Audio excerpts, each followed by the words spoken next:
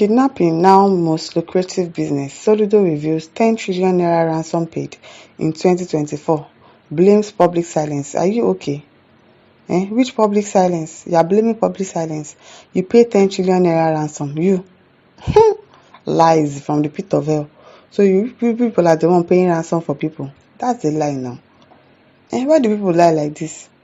Anambra State Governor Professor Chukwuma Soludo has lamented the growing incidence of kidnapping in the country, saying Nigerians may have paid no less than 10 trillion naira as ransom for kidnapped victims last year. Okay, I thought you said it was you that paid it. In an emotion-filled address he delivered during this year's Armed Forces Remembrance Day celebration in Oka, Soludo commended soldiers for enduring all manners of horrendous inconveniences to secure the people, including sleeping in the bush sometimes.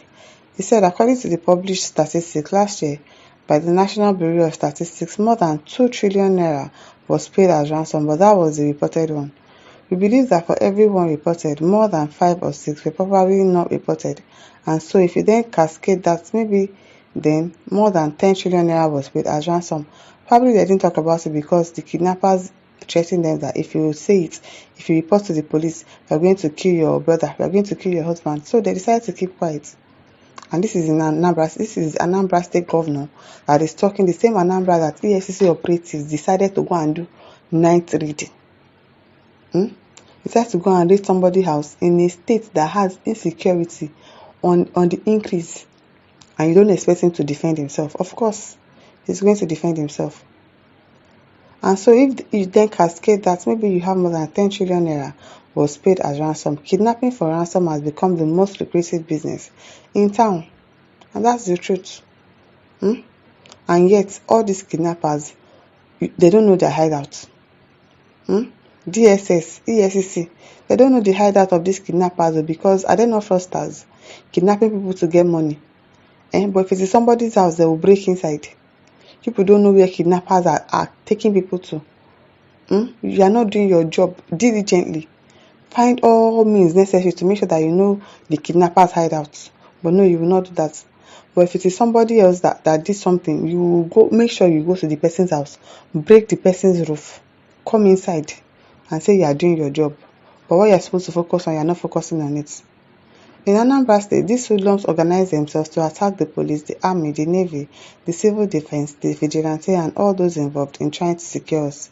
When they started this mission initially, they came on a populist stand, considering their real intentions.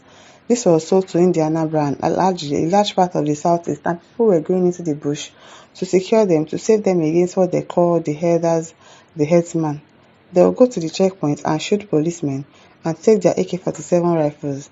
They will go and dismantle the barracks, cut away the weapon and several people. That's in Anambra State. And people say that man should not defend himself. I beg. He has every right to defend himself. So this one is a matter of there is no case. And EFCC operatives, they should make a rule. Don't go and raid in the night again.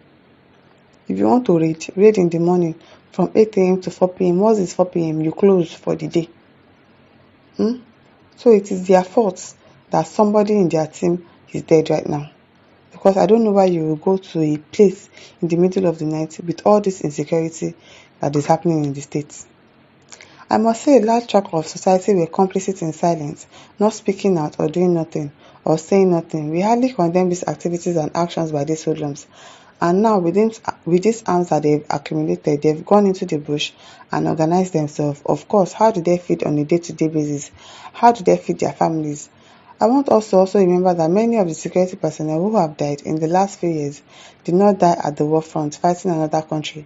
They died in the line of duty, coming to keep the peace, and the criminals' intentionality, deliberately in an organized faction, went after them, killed them, and leaving their widows and widowers behind. Can you imagine? You now say that man should not shoot. Of course he will shoot. Because if they are kidnappers, they would have had a gun. Probably what we are saying is not what we are going to be saying, and maybe that man would have died.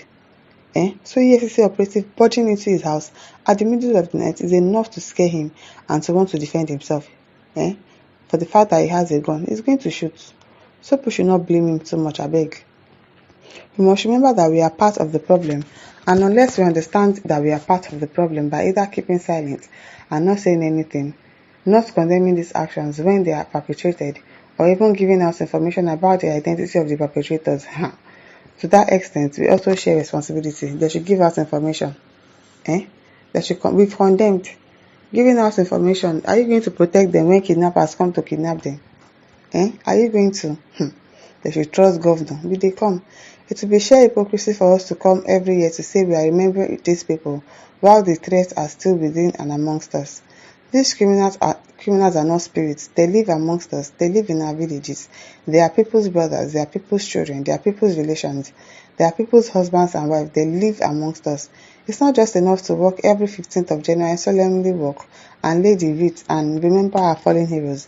We must make the point and realize that we are contributing one way or the other by acts of omission or commission in having a continuing flow of people who die needlessly and senselessly. Please don't blame people. Blame your police officers that are not doing their job properly. Because I don't know how you will not know where criminals are staying in the bush. And even if, probably you should get more sophisticated ammunitions for your soldiers, for everybody, and give them a more technologically advanced equipment to tackle these people. And stop coming to say that it's because people are silent. It's not because people are silent. He said that hopefully the new law titled the Homeland Security Law of Anambra State, which is before the House of Assembly now, would have been in place. Anambra people cannot wait to have that comprehensive law from the House of Assembly that will codify several of these misdemeanors and criminal activities so we can have the legal basis to be able to prosecute and go after these criminals. Now, so we must cleanse Anambra. I will also be calling on everybody, all citizens, all residents of Anambra, that it is our homeland and everybody has something to do. Even if you can't do anything physically, at least you can say something. You know something, you say something.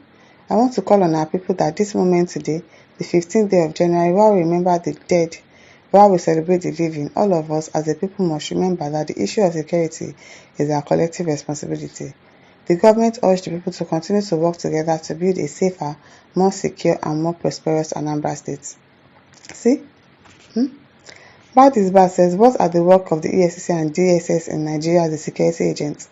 But if it's ordinary people, that's time the EFCC and DSS will have power to break into their house or privately attack them without any arrest warrant.